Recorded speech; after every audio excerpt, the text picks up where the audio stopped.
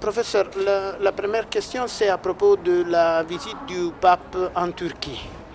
On a de grands espoirs, mais aussi on a des problèmes. Bien sûr. Qu'est-ce que vous pensez et qu'est-ce que vous dites à propos de cette visite? Professore, il Papa la prossima settimana va in Turchia. Ci sono speranze e timori. Moi, je suis heureux, bien sûr, de cette visite parce que le pape, avec l'autorité qui s'attache à sa fonction, pourrait aider à ouvrir un horizon, un avenir, pour répondre de façon sérieuse au désir d'Europe que formule la Turquie depuis longtemps. Parce que la Turquie a fait une expérience de la laïcité, une expérience brutale de la laïcité, mais tout de même qui a laissé des traces importantes en Turquie. Et c'est, avec la Tunisie, au temps de Bourguiba, le seul pays musulman qui est allé aussi loin dans l'expérience de la laïcité. Je conçois très bien que la Turquie, dans l'état actuel des choses, ne peut pas entrer demain dans l'Union européenne, mais il faut développer un discours positif. Car ce discours positif ne sera pas adressé uniquement à la Turquie. Il sera adressé à l'islam dans son ensemble. Car l'islam dans son ensemble a besoin de voir un horizon devant lui où le dialogue avec l'Union européenne, qui est une réalité historique, et une réalité historique nouvelle, pour développer ce dialogue, il faut absolument intégrer ce que nous appelons en français et en italien, je crois, la laïcité. Parce que la laïcité est une des conquêtes de la modernité. Et la modernité, c'est une autre manière de penser que la manière religieuse traditionnelle. Alors, vous voyez que nous retrouvons le débat sur foi et raison, que le pape précisément a abordé récemment, et il l'a abordé d'une manière telle que l'islam ne s'y est pas reconnu. Je ne vais pas entrer ici dans les détails, mais son discours est très important à cet égard. Il est très important parce que c'est le pape qui parle. Et tout ce que dit le pape a une signification, non seulement pour la religion, mais dans l'histoire. Et dans l'histoire des rapports entre l'islam et la chrétienté en général. Je viens de publier en France un gros livre de 1200 pages sur l'islam et les musulmans en France depuis le Moyen-Âge jusqu'à nos jours. Je retrace un itinéraire qui évidemment concerne la France depuis 732, quand Charles Martel arrête les arabo-musulmans à Poitiers, jusqu'à nos jours. Mais à travers la France, c'est toute l'Union européenne qui est intéressée. Voilà donc une entreprise qui est strictement historique. Il n'y a que des historiens qui ont participé à ce livre, pour justement donner à l'histoire son importance dans le mode d'intervention aujourd'hui, surtout de la part du pape, qui tout de même est une grande voix religieuse, mais une grande voix religieuse qui a l'obligation aujourd'hui, obligation citoyenne, mais aussi intellectuelle et spirituelle, d'ouvrir de nouveaux espaces pour une révision historique, doctrinale, et je dirais intellectuelle et scientifique, de tout ce qui concerne la foi religieuse, en particulier pour les trois religions. Voilà ce que j'espère que le pape dira, surtout après ce qu'il a dit dernièrement, et je me suis exprimé en tant qu'historien de la pensée islamique, pas du tout polémique. Et j'ai défendu les côtés positifs de son intervention, mais aussi les manquements, pas des manquements diplomatiques, mais des manquements, par exemple, à l'utilisation d'une citation qui est une citation polémique dans la bouche de l'empereur Manuel II le Byzantin. On ne peut pas bâtir sur une citation polémique une argumentation au sujet des rapports entre la raison et la foi en islam et dans le catholicisme. Ce n'est pas possible. Vous dites que l'islam a un problème avec la modernité. Bien entendu. Depuis... Excusez-moi, en italien. Lei dice che l'Islam ha un problema con la modernità. c'est un immense problème, parce que justement, ça touche à l'histoire là aussi. Brièvement, la pensée islamique a connu la philosophie comme la pensée chrétienne, du 7e siècle jusqu'au 12e siècle. C'est beaucoup, plusieurs siècles. Et les musulmans ont pratiqué le logos, comme dit le pape, exactement comme les catholiques. Mais ce qui est vrai, dans ce qu'a dit le pape, c'est qu'après le XIIIe siècle, la pensée islamique a rompu avec la philosophie. Il n'y a plus de logos. Tandis que du côté catholique, au contraire, saint Thomas d'Aquin, il est mort en 1274, Thomas d'Aquin a utilisé la totalité du corpus aristotélicien pour construire la foi catholique orthodoxe. Et toute la catholicité a dépendu du thomisme pratiquement jusqu'aux années 50. Jusqu'aux années 50. Il a marqué, par conséquent, effectivement, comme il l'a dit, l'histoire de la foi catholique. Tandis que l'islam a rompu avec ça au XIIIe siècle. Et ça, c'est grave. Et nous payons un prix fort du côté de l'islam pour cet abandon jusqu'à présent, et avec évidemment les grandes envolées, enfin les grandes dérives idéologiques, politiques depuis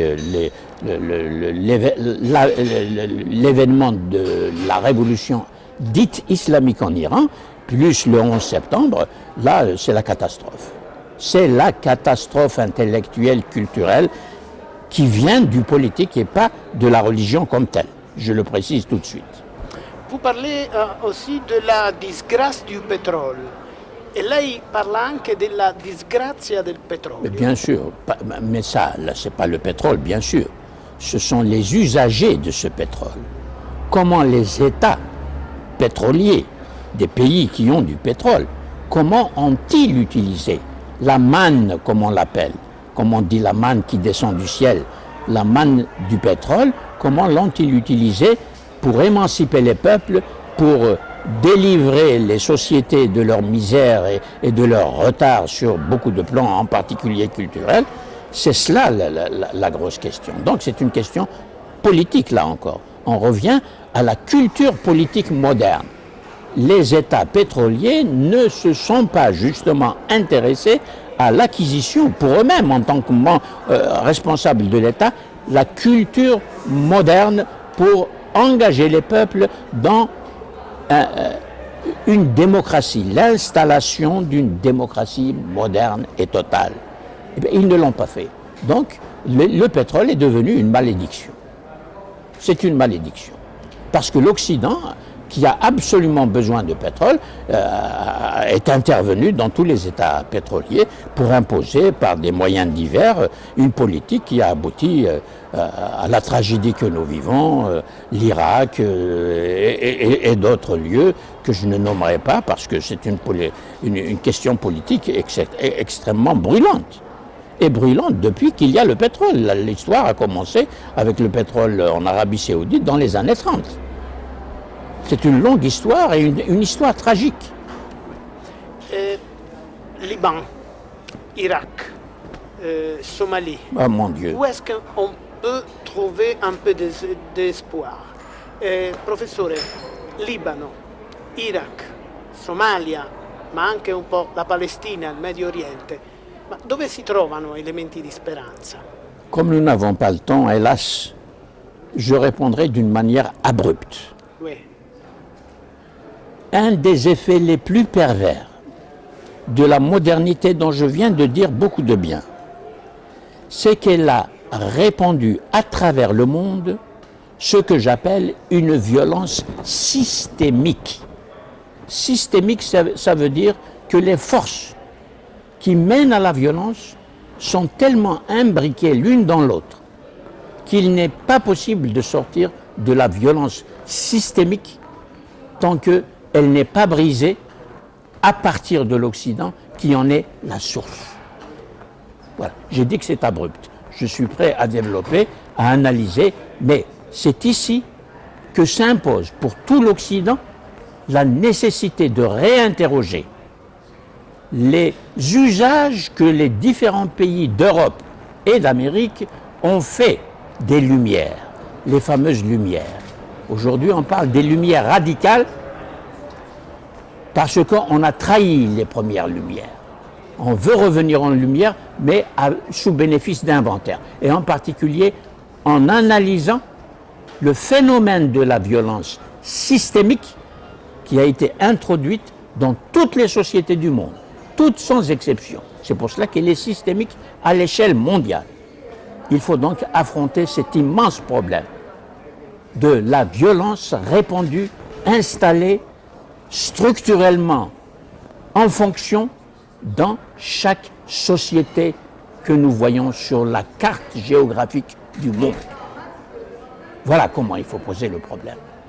Et je souhaite, voilà les médias. Je lance un appel partout, dans toute l'Europe et dans tout le monde musulman, aux médias, pour donner du temps pour expliquer cela. Nous avons des chercheurs, des penseurs, des engagés dans la cité, qui peuvent expliquer cette chose-là sur le plan intellectuel, sur le plan scientifique, sur le plan spirituel, qui n'a rien à voir avec la politique politicienne et la politique idéologique, qui nous mange et nous dévore, et l'idéologie et l'usage idéologique de la modernité, c'est cela, une des grandes sources de la violence systémique.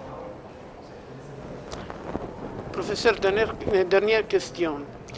Beaucoup de gens disent que le problème du voile, c'est un faux problème. Mais bien sûr. Mais pourquoi pas alors on discute du voile en Turquie, en France, en Italie, en Égypte, en italien?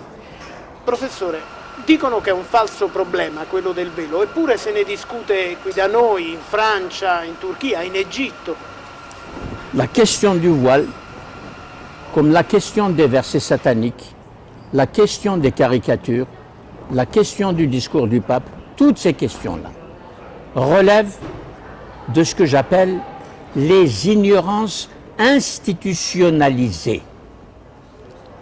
L'institution scolaire répand et diffuse par l'institution scolaire de l'ignorance. En quoi faisant?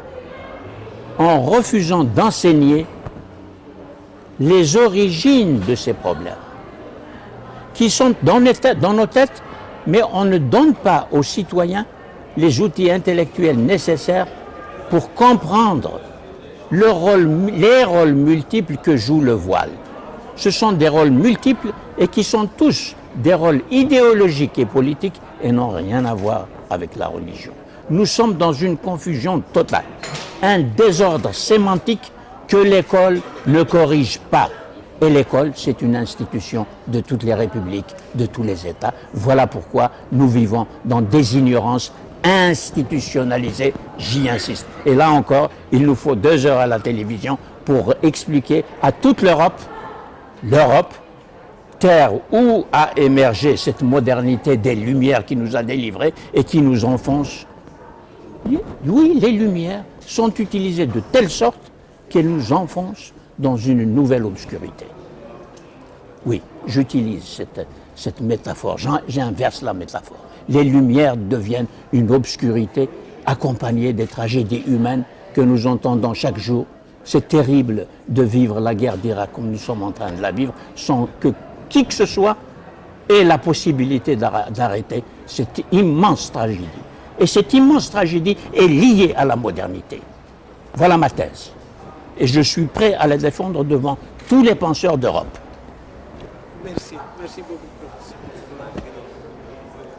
Le temps pour vous demander une chose. Comme je dis, je suis étudiant à le dernier an de spécialisation des études islamiques, un professeur là-bas.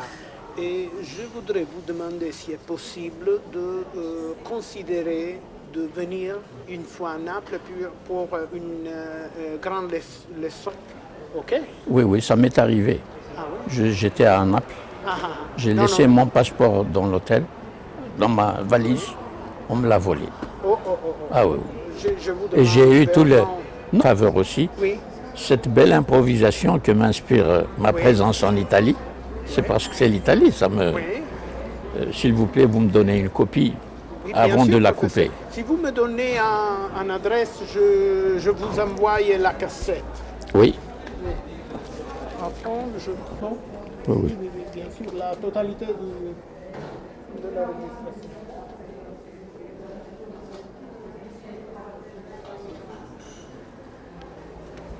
On a un bureau à Paris. Ah bon? Alors sera facile pour nous.